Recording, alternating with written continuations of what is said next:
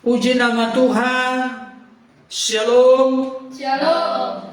Kebenaran firman Tuhan pada saat ini saya ajak kita membuka dari Kejadian 50 ayat 15 sampai 21. Demikian bunyi firman Tuhan. Ketika saudara-saudara Yusuf melihat bahwa ayah mereka telah mati, berkatalah mereka, boleh jadi Yusuf akan mendendam kita dan membalaskan sepenuhnya kepada kita segala kejahatan yang telah kita lakukan kepadanya. Sebab itu mereka menyuruh menyampaikan pesan ini kepada Yusuf. Sebelum ayahmu mati, ia telah berpesan, beginilah harus kamu katakan kepada Yusuf, ampunilah kiranya kesalahan saudara-saudaramu dan dosa mereka, sebab mereka telah berbuat jahat kepadamu. Maka sekarang ampunilah kiranya kesalahan yang dibuat hamba-hamba Allah ayahmu. Lalu menangislah Yusuf ketika orang berkata demikian kepadanya. Juga saudara-saudaranya datang sendiri dan sujud di depannya, serta berkata, kami datang untuk menjadi budakmu. Tetapi Yusuf berkata kepada mereka, janganlah takut, sebab aku inikah pengganti Allah? Memang kamu telah mereka-rekakan yang jahat terhadap aku, tetapi Allah telah mereka-rekakannya untuk kebaikan, dengan maksud melakukan seperti yang terjadi sekarang ini, yakni memelihara hidup suatu bangsa yang besar. Jadi janganlah takut, aku akan menanggung makanmu dan makan anak-anakmu juga. Demikianlah ia menghiburkan mereka dan menenangkan hati mereka dengan perkataannya. Sejauh itu pembacaan firman Tuhan.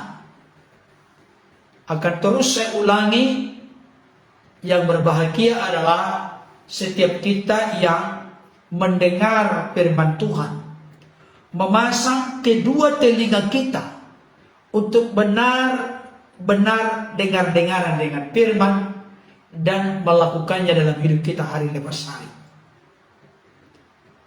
Bapak Ibu Saudara dikasihi Tuhan, topik atau tema kebenaran firman Tuhan pada kesempatan ini, membalas kejahatan dengan kebaikan. Saya ulangi kembali, membalas kejahatan dengan kebaikan. Ada orang-orang di luar sana berkata bahwa ini merupakan sebuah kelemahan dalam kekristenan. Kenapa? Masa membalas kejahatan dengan kebaikan? Orang-orang dunia atau standar dunia sering berkata, kalau orang berbuat jahat kepadamu, balas dengan jahat. Bila penting 2 kali lipat.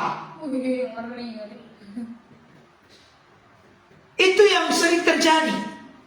Dan menurut anggapan orang-orang tertentu, itu sebuah kehebatan. Itu bisa menjadi sesuatu yang dibanggakan. Kalau bisa membalas kejahatan dengan kejahatan. Tapi saya mau kasih tahu Bapak Ibu Saudara, kekristenan itu memiliki nilai standar yang sangat tinggi, berbeda dengan nilai yang diterapkan, dihayati, dihidupi oleh orang-orang di dunia ini. Siapapun saudara dan saya, kita semua, jika kita ingin berkenan di mata Tuhan, jika kita ingin digodok, dipulihkan, diubahkan, disempurnakan sehingga menjadi serupa seperti Kristus, marilah kita bukan sepenggal, bukan sebagian. Saya sering berkata, mirip kebenaran bukan kebenaran, setengah kebenaran bukan kebenaran, hampir kebenaran bukan kebenaran.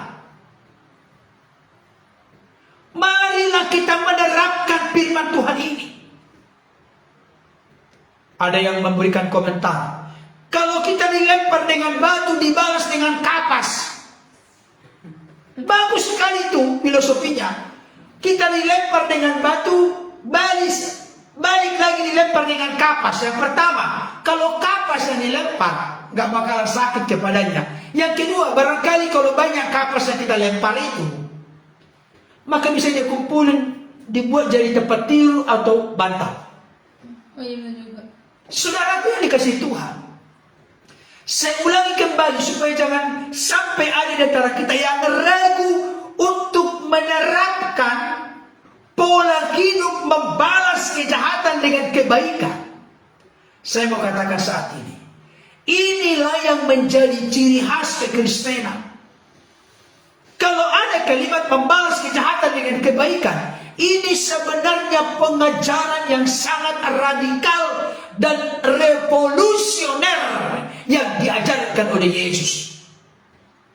Itu sebabnya dalam khotbah di bukit, Yesus pernah berkata, kasihilah musuhmu, berdoalah bagi mereka yang menghina engkau, berkatilah, jangan mengutuk. Roma 12 ayat 21 jelas berkata, janganlah engkau kalah dengan kejahatan, kalahkanlah kejahatan dengan kebaikan. Saudara dikasih Tuhan, dengan memberkati kita memperoleh berkat. Jangan balas caci maki dengan caci maki, jangan balas kejahatan dengan kejahatan, jangan balas kesalahan dengan kesalahan. Orang filosofi dunia sering berkata, yang negatif bisa dikalahkan dengan yang positif. Yang jahat bisa dikalahkan dengan yang benar. Saudaraku yang dikasihi oleh Tuhan, kalau kita nanti melihat bagaimana kisah Yusuf yang dimulai dari pasal yang ke-37 sampai pasal 50, ini diwarnai tentang pembelajaran terkait dengan Yusuf dan saudara-saudaranya. Bagaimana Yusuf ini diperlakukan secara tidak manusiawi oleh kakak-kakaknya, orang Batak bilang oleh abang-abangnya. Pertama-tama, memang Yusuf ini memiliki satu karakter yang sangat luar biasa. Tukang lapor. Adakah Bapak Saudara punya anak, ketika abang atau adiknya melakukan kesalahan atau kejahatan, tidak ada sesuatu yang tidak benar dilakukan, ada yang tukang lapor. Itulah Yusuf. Yusuf itu tukang lapor, bukan cari muka. Ketika Yusuf melihat, menyaksikan, bahkan merasakan ketidakbenaran atau kejahatan, kesalahan yang dilakukan oleh abang-abangnya, Yusuf selalu melapor kepada Yakub. Yusuf itu seorang yang tidak kompromi dengan kesalahan dan kejahatan. Dia belum mampu mengatasi kejahatan, kesalahan itu. Dia laporkan kepada orang tuanya. Maka orang tuanya pun memberikan nasihat dan masukan kepada abang-abangnya karena melakukan kesalahan. Karena sering tukang lapor, dari sini sudah mulai abang-abang Yusuf tidak suka kepadanya. Apalagi nanti ditambah dengan Yakub itu memang lebih mengasihi Yusuf daripada abang-abangnya yang lain. Saya kasih tahu ya, beberapa waktu yang lalu kita telah belajar, jangan pernah menerapkan pilih kasih di dalam keluarga kita. Kalau kita mau mendapatkan piala karena bertanding di Olimpiade atau di Asian Games, kita mendapatkan emas, perak, dan perunggu, tidak apa-apa. Itu perjuangan para pahlawan olahraga kita. Tapi di keluarga kita jangan terapkan ada anak emas, anak perak, anak perunggu. Jangan. Hal itu akan menimbulkan kecemburuan, iri hati, perselisihan, permasalahan dalam keluarga. Itulah yang terjadi antara Ribka dengan Ishak. Ishak mengasihi Esau karena suka makan daging beruang. Ribka mengasihi Yakub. Sehingga kedua kakak beradik ini tidak bertumbuh dalam persaudaraan yang baik. Saudara dikasih Tuhan, hal itu pun membuat abang-abang Yusuf tidak suka dengan Yusuf, karena tidak berani bicara langsung kepada Yakub ayahanda mereka. Tetapi itu hanya baru kulit-kulitnya saja. Salah satu hal yang membuat abang-abang Yusuf sangat tidak suka kepada Yusuf, ketika Yusuf pernah menyampaikan mimpi kepada mereka. Ya, berkas-berkas gandum ya, atau apa itu? Berkas-berkas gandum yang kurus dengan yang gemuk. Saudaraku yang dikasih oleh Tuhan, karena mimpi tersebut, maka abang-abang Yusuf pun jadi iri hati, jadi benci kepada Yusuf. Pendek cerita, saya tidak akan ceritakan semua waktu saudara. Satu ketika Yakub menyuruh Yusuf untuk menemui abang-abangnya.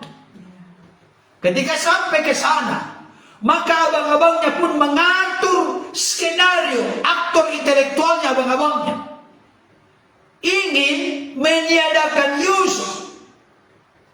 Tapi ada satu abang yang berbeda sikapnya. Abang yang paling sulung bernama Ruben. Ruben ya.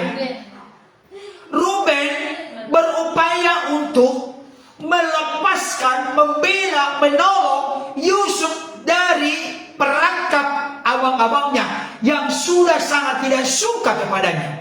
Memang ini tanggung jawab abang yang paling besar, kakak yang paling besar, harus bertanggung jawab untuk adik-adiknya. Jadi kalau ada kakak atau abang di sini, apalagi orang-orang Batak, anaknya yang paling besar tidak bertanggung jawab untuk adik-adiknya. Kalau ada yang menyaksikan mendengarkan ini, Bapak Ibu Saudara punya anak yang paling besar, dia yang harus bertanggung jawab untuk adiknya. Makanya ketika Kain membunuh Habel, Tuhan bertanya, "Hai Kain, di mana adikmu?" Apa jawabnya Kain? "Aku tidak tahu, aku ini kan penjaga adikku." Itu sangat kaprah dalam konteks Yahudi. Abang itu bertanggung jawab kepada adiknya. Jadi Ruben ini berupaya untuk melepaskan Yakub dari rencana-rencana yang tidak baik dari abang-abangnya yang lain. Tapi ternyata dia gagal. Karena apa? Pertama-tama Yusuf dimasukkan ke sumur yang kering. Bayangkan, darah dari mereka, adik kandung mereka, dimasukkan ke sumur yang kering. Yang kedua, waduh, masih berbicara juga ternyata darah ini. Janganlah kita biarkan dia mati di sumur kering. Udahlah, kita angkat dari sumur kering, kita jual. Kebetulan ada orang Ismail yang datang. Maka mereka juallah Yusuf sebagai budak kepada orang Ismail. Setelah sampai di Mesir, orang Ismail menjualnya kembali kepada Potifar, kepala pengawal istana raja. Saudara dikasih Tuhan, di rumah Potifar, saya kasih tahu, dengarkan baik. Karakter Yusuf sedang digodok, sedang disiapkan sedemikian rupa. Selama Yusuf menjadi budak yang diperjualbelikan, di abang-abangnya menjualnya ke orang Ismail menjualnya kepada Potifar. Di rumah Potifar, Yusuf tidak pernah dia dendam, akar pahit, kebencian, menjadi terintimidasi, tertekan, terbelenggu dengan perlakuan dari abang-abangnya. Ini karakter Yusuf yang sangat dahsyat dan luar biasa. Seringkali kita kalau diperlakukan tidak baik di antara anggota keluarga, maka kita langsung sakit hati, minder, marah, mau balas dendam tapi tidak berani. Tapi Yusuf tidak. Sekalipun dia seorang budak di rumah Potifar, dia berupaya untuk berprestasi. Alkitab menyaksikan bahwa Yusuf hadir di rumah Potifar, maka seluruh isi rumahnya termasuk ladangnya diberkati oleh Tuhan dengan luar biasa. Tapi ternyata ada kelebihan yang dimiliki oleh Yusuf. Yusuf itu tampan, elok parasnya. Hal itu membuat istri Potifar tergoda, terhanyut, terbius lewat kegantengan dari seorang Yusuf. Apa yang terjadi? Hari ke hari istri Potifar berupaya untuk menggoda Yusuf. Tapi Yusuf selalu berkomitmen menjaga kekudusan, memilih takut akan Tuhan. Tapi dalam sebuah kesempatan, istri Potifar menjebak Yusuf. Dia suruh semua pelayan-pelayannya.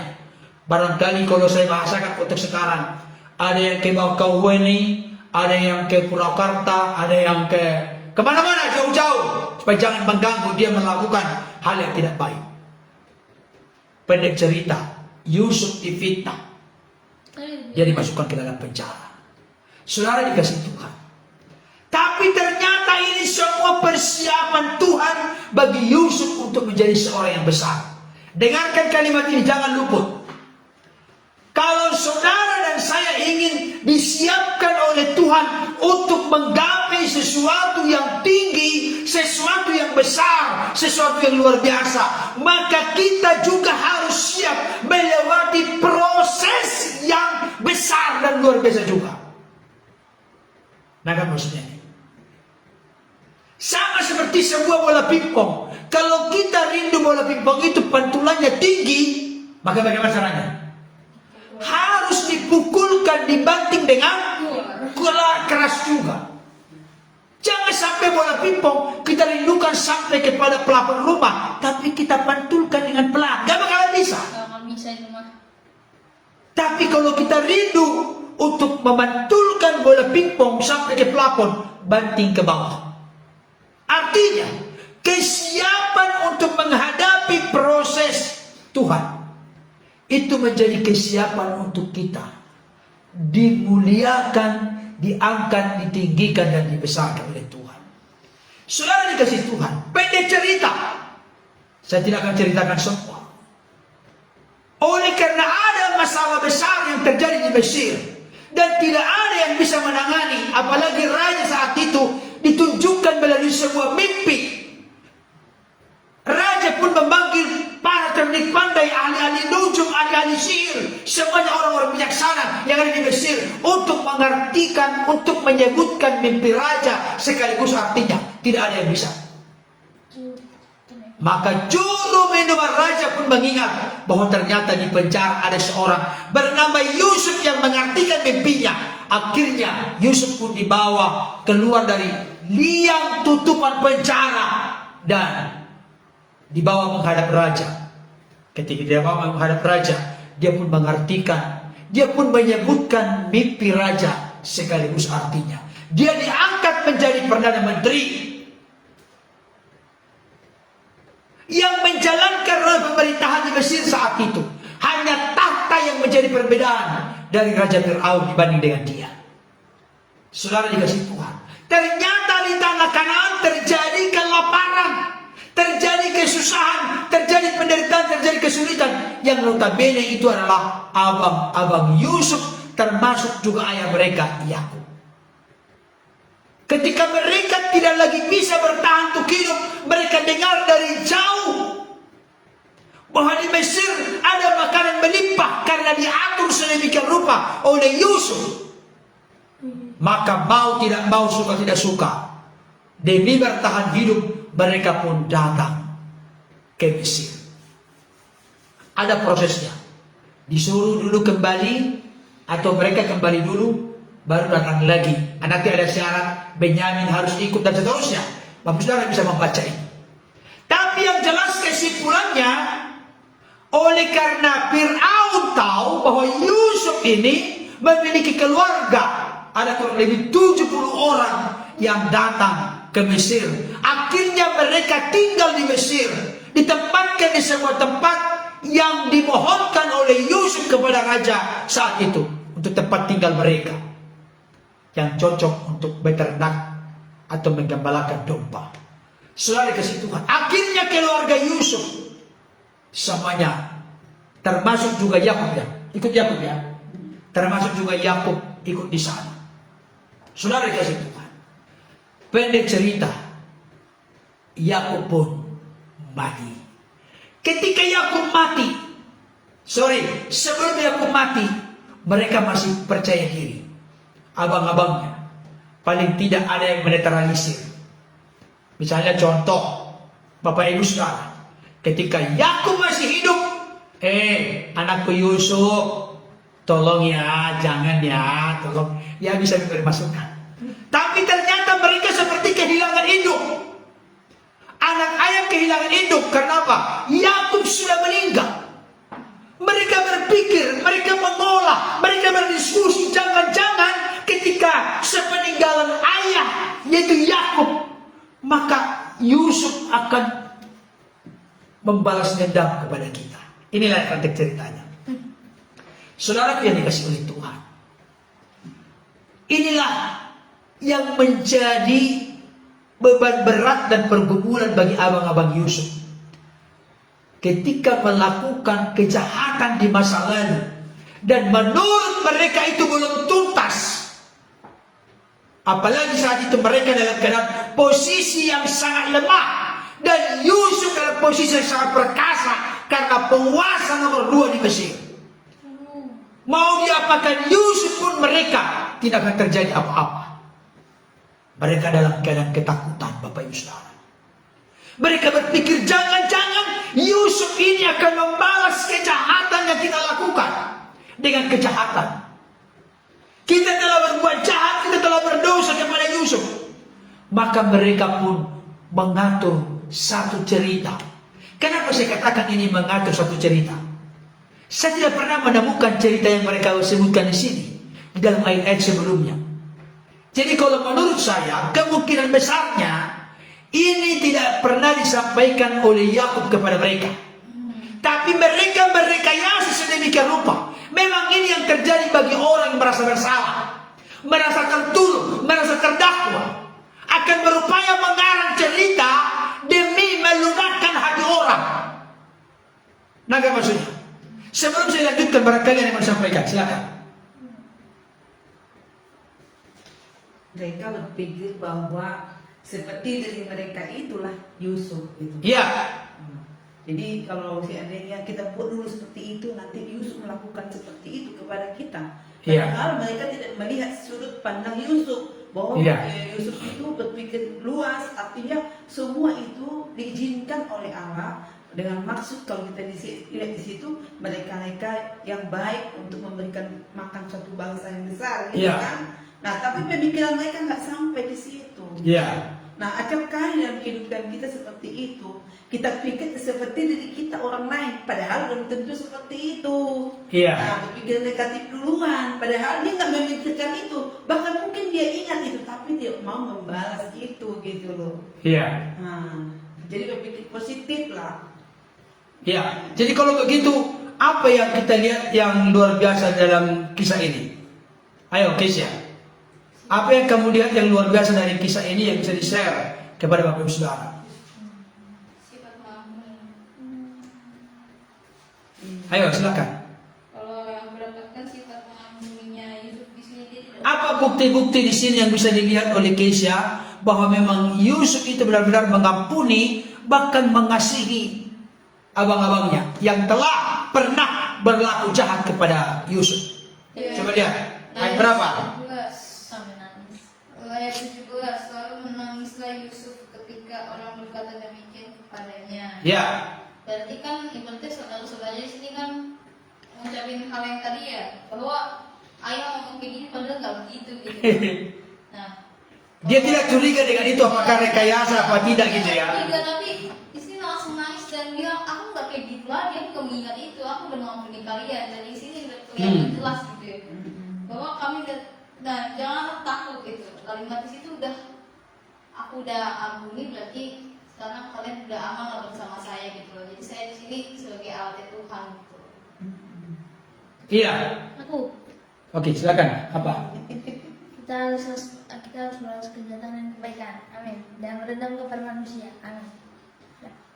Kita harus membalas kejahatan dengan kebaikan. Terus Dan tidak boleh berendam kepada manusia. jangan dendam kepada sesama. Oke, berarti meniru Yusuf. Yusuf. Oke, kita lihat 19. Tetapi Yusuf berkata kepada mereka, kan ini akhirnya kan pertama kan orang disuruh untuk menyampaikan pesan ayah katanya kan. Dengan demikian Yusuf pun menangis. Tapi akhirnya ayat yang ke-18 juga saudara-saudaranya datang sendiri, ya kan? Dan sujud di depannya serta berkata, kami datang untuk menjadi budakmu. Bayangkan.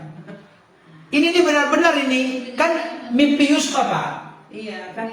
Gandum-gandumnya kan sujud menyembah katanya kan? Iya, sama bintang-bintang. Sama langit, bulan dan bintang akan sujud menyembah. Dan memang ini tergenapi enggak? Iya. Tergenapi. Bukan karena dipaksa atau diintimidasi oleh Kakak-kakak. Yusuf. Tapi memang mimpinya menjadi kenyataan. Kenyataan. Ya, kami datang untuk menjadi budakmu. Bayangkan kalau misalnya ada orang seperti ini yang pernah melakukan kejahatan kepada kita dan dia datang. Ini abang-abangnya ada berapa ini? Abang-abangnya datang, kami datang untuk menjadi budakmu. Kira-kira jawaban kita apa? Memang sudah seharusnya karena memang kamu telah jahat kepadaku. Ada yang demikian. Layak dihukum karena melakukan kejahatan mestinya, tapi tidak seperti itu. Iya, ayat 19. Tetapi Yusuf berkata kepada mereka, janganlah takut. Ini bayangkan. Jadi bukti Yusuf mengasihi mereka. Apa yang menjadi keresahan, ketakutan, kecemasan mereka dijawab oleh Yusuf dengan sangat lantang. Janganlah takut. Bukan stop. Sebab aku ini pengganti Allah. Artinya, apa maksudnya ini? Aku ini pengganti Allah. Dia tidak mau menyamakan dirinya seperti Allah. Iya. Karena ada ayat yang berkata dalam kitab Roma, janganlah tuntut pembalasan. Pembalasan itu adalah hak Tuhan. hak Tuhan. Itu maksudnya. Iya. Hak Tuhan. Pembalasan adalah hak Tuhan. Jadi saya tidak mau mengambil posisi sebagai Tuhan, atau saya tidak mau menggantikan posisi Tuhan. Ini orang yang sangat luar biasa. Padahal dia penguasa, dia sanggup memenjarakan seumur hidup ini abang-abangnya. Tapi karena dia merasakan tuntunan, pimpinan, pertolongan, penyertaan Tuhan, sampai dia boleh ada sebagaimana ada saat itu sebagai Perdana Menteri nomor 2, hanya kedudukan atau tahta perbedaannya dengan Raja Firaun saat itu. Maka dia pun tidak mau mengambil posisi sebagai Allah. Ayat 20. Memang kamu telah mereka-rekakan yang jahat terhadap aku, tetapi Allah telah mereka-rekakannya untuk kebaikan. Nah, ini resep yang perlu kita soroti, perhatikan.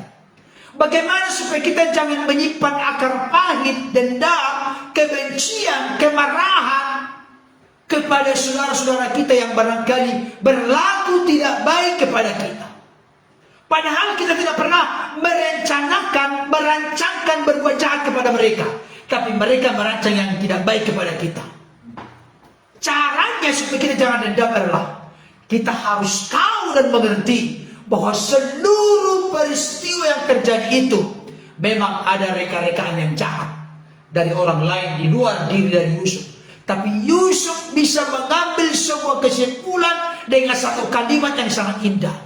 Allah mereka-rekakan kejahatan itu dengan maksud untuk kebaikan, memelihara hidup suatu bangsa yang besar. Artinya, dengarkan baik Bapak Ibu Saudara. Keluarga di sini dengarkan baik. Apa itu? Supaya kita jangan akar pahit, dendam, marah, benci kepada orang-orang yang barangkali pernah berbuat jahat, berlaku tidak sewenang-wenang, bahkan melakukan kesalahan yang barangkali fatal kepada kita. Begitu menyedihkan dan menyakitkan barangkali perlakuannya. Saya kasih tahu, kalau saudara dan saya kita semua tahu apa maksud dan tujuan Tuhan mengizinkan semua itu terjadi, maka kita akan mudah melepaskan pengorbanan dan pengampunan kepada sesama kita. Saya mau tanya, ayat 20 ini kira-kira mirip dengan ayat yang mana dalam Alkitab? Ada yang tahu? Dan tadi itu Yang pertama, Yeremia 29 ayat 11. Sesungguhnya aku tahu rancanganku kepadamu, bukanlah rancangan kecelakaan atau kejahatan, tapi rancangan damai sejahtera untuk memberikan kepadamu hari depan yang penuh harapan. Sekalipun manusia merancangkan yang jahat kepada Yusuf, tapi Allah bisa mengubah rancangan jahat itu demi kebaikan untuk membuat impiannya menjadi kenyataan. Dia menjadi pemimpin besar di Mesir. Yang kedua, ada lagi. Kita tahu sekarang Allah turut bekerja dalam segala sesuatu, dalam suka dan duka untuk mendatangkan kebaikan. Bagi siapa? Bagi kita yang mengasihi Tuhan, yang terpanggil sesuai dengan kehendak rencana Tuhan. Jadi ini dia, Bapak Ibu Saudara, jangan pernah menangisi, kenapa aku begini, diperlakukan begini dulu, kenapa begini. Jangan. Stop semua hayalan seperti itu. Biarlah semua itu terjadi di masa lalu. Kalau sampai sekarang itu terjadi, ngeri gak? Ngeri. Bersyukurlah sudah melewati, sudah selesai itu. Kita ada sebagaimana sekarang. Syukurilah dengan kehidupan kita yang ada sekarang. Jangan tangisi masa lalu. Masa lalu adalah kenangan, masa kini adalah kenyataan, masa depan adalah harapan bagi kita. Amin Bapak Ibu Saudara. Amin. Apalagi bukti bahwa Yusuf sangat mengasihi mereka. Ayat 21. Jadi janganlah takut. Tadi ada kata takut tadi. Jangan takut. Diulangi 2 kali. Janganlah takut. Dengarkan Bapak Ibu Saudara. Kalau kita benar-benar mengampuni orang, menerima orang, mengasihi orang, kata-kata yang muncul jangan takut. Apa dikatakan lagi? Aku akan menanggung makanmu dan makan anak-anakmu juga. Bayangkan. Ini nih. Jadi kalau ada orang berkata, udah, aku sudah mengampuni dia, aku sudah mengasihi dia, tetapi ini benar gini, tetapi ini. Oke lah kalau barangkali Bapak Ibu Saudara pernah berrelasi dengan orang lain dengan sebuah usaha, ternyata dia menipu Bapak Ibu Saudara. Ya barangkali kan kalau konteks seperti itu nggak mungkin lagi kita melanjutkan untuk bermitra dengan dia karena sudah pernah ada sejarah di mana dia tidak dapat dipercaya. Tapi konteks memaafkan, mengampuni dia, tidak ada dendam, akar pahit, kebencian dalam diri kita. Harus kita lakukan. Bukan pertama-tama demi kebaikan orang itu, tapi demi kebaikan kita semua. Terakhir, demikianlah ia menghiburkan mereka dan menenangkan hati mereka dengan perkataannya. Bayangkan. Ini membuktikan bahwa Yusuf itu adalah seorang yang membalas kejahatan abang-abangnya dengan kebaikan. Kebaikan bisa dibalaskan oleh Yusuf kepada abangnya yang jahat kepada dia di masa lalu. Itu terjadi dan terbukti karena Yusuf menerima mereka padanya, bahkan berkenan untuk menanggung kehidupan mereka. Kenapa bisa ditanggung kehidupan mereka? Karena Yusuf adalah seorang penguasa saat itu. Jadi Bapak Ibu Saudara, kesimpulannya begini. Saya teringat dengan satu pernyataan yang rangkap 3. Yang pertama, membenci orang yang membenci kita. Sifat apa itu? Biasa manusia. Membenci orang yang mengasihi kita. Sifat apa itu? Tidak terima kasih. Membenci orang yang mengasihi kita. Itu sifat hewani. Mengasihi orang mengasihi kita. Manusiawi. Sifat manusiawi. Mengasihi orang yang benci kita. Sifat ilahi dong. Sifat ilahi. Bapak Saudara yang mana? Oke, saya ulangi ya, tolong dihafal. Membenci orang yang mengasihi kita sifat hewani. Mengasihi orang yang mengasihi kita atau membenci orang yang membenci kita itu sifat manusiawi. Tapi mengasihi orang yang benci kita itu sifat ilahi. Dan itulah yang dihidupi, dilakukan oleh Yusuf, dan puncak daripada pribadi yang pernah melakukan itu adalah Yesus. Sekalipun dunia membenci Yesus, sekalipun manusia di dunia jahat, tapi dia akan berkenan menjadi manusia untuk menebus, menyelamatkan kita dengan kasihnya yang begitu panjang, lebar, tinggi, dalam dan luas. Kiranya firman Tuhan ini menjadi berkat bagi kita. Tuhan Yesus menolong kita untuk hidup dan berjalan dalam kebenarannya. Amin.